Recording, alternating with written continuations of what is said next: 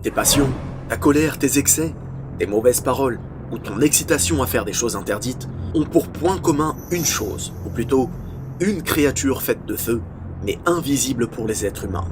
Tu t'en doutes, il s'agit de Satan, Shaitan, le diable, Iblis. Son rôle est d'inciter à faire le mal, puis se désavouer de toi une fois ce mal fait. Alors, comment repousser son mal? Voici 5 armes, 5 façons de te protéger contre ton pire ennemi, Satan. Numéro 1. Demander la protection d'Allah. Lorsque tu sens la colère t'envahir, ou lorsque tu sens que tu perds le contrôle des choses, réfugie-toi auprès du meilleur, ton Seigneur, ton Créateur Allah subhanahu wa ta'ala, en disant « A'udhu billahi minash shaytanir rajim » Je recherche protection auprès d'Allah contre le diable banni.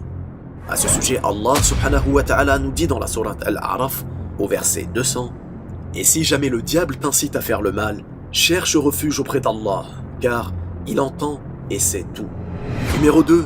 Réciter les 2 sourates protectrices. Il s'agit des 2 dernières sourates du Coran. La sourate Al-Falaq, qui débute par « Qul a'udhu bi rabbil falaq » et la sourate Al-Nas, qui débute par « Qul a'udhu bi rabbin nas ». Sache que le prophète lui-même, sallallahu alayhi wa sallam, cherchait la protection d'Allah en les récitant chaque nuit au moment de se coucher.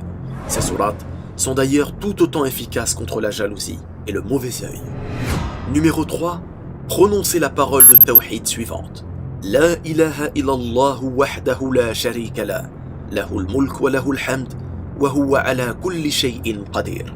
Il n'y a aucune divinité digne d'être adorée en dehors d'Allah, seul, sans associé, à lui la royauté et la louange, et il est capable de toutes choses. Quelle façon simple et efficace de se protéger. Numéro 4. Les ablutions et la prière. La colère est certes comme une braise dans le cœur. Le serviteur n'étouffe la braise de la colère ou du désir que par une chose similaire aux ablutions ou à la prière. Il est question d'un feu que les ablutions éteignent. Quant à la prière, si elle est faite avec concentration et sincérité, elle dissipera tout ce mal. Enfin, numéro 5, s'abstenir des excès du regard et de la parole. Pour le regard, on rapporte d'après le prophète sallallahu alayhi wa sallam qui dit « Le regard est l'une des flèches empoisonnées d'Iblis. Celui qui baisse le regard pour Allah, Allah lui accordera une douceur qu'il trouvera dans son cœur jusqu'au jour où il le rencontrera. » Concernant la parole, le prophète sallallahu alayhi wa sallam a annoncé à Mu'adh radiyallahu anhu « Et les gens ne seront-ils pas plongés en enfer sur leur nez si ce n'est à cause de la moisson de leur langue ?» D'ailleurs, la plupart des péchés proviennent des excès de la parole et du regard. Comme disaient certains pieux prédécesseurs, rien ne mérite plus d'être longtemps emprisonné que la langue. Wallahu a'lam. Barakallahu fikum.